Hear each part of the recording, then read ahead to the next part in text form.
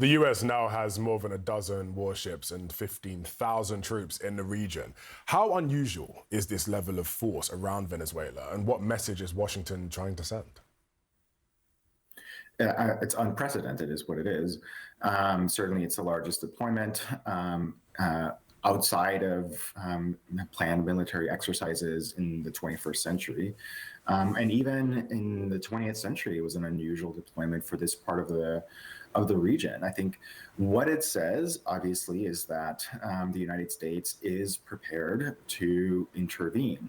The real question is whether the person who has ultimate say in whether that happens, which is President Trump, has in fact agreed to do so.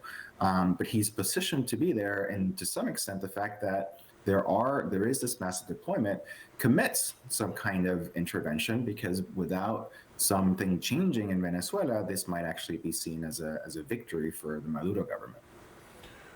Well, while we're talking about things changing in Venezuela, the administration here has just designated Maduro and his allies as members of a foreign terrorist organization. What does that actually mean in practical terms?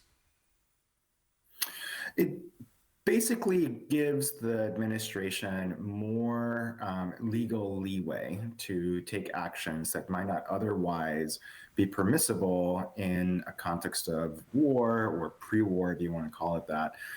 It means that it has a greater arsenal and repertoire of action and engagement for people that it considers or designates to be part of this cartel.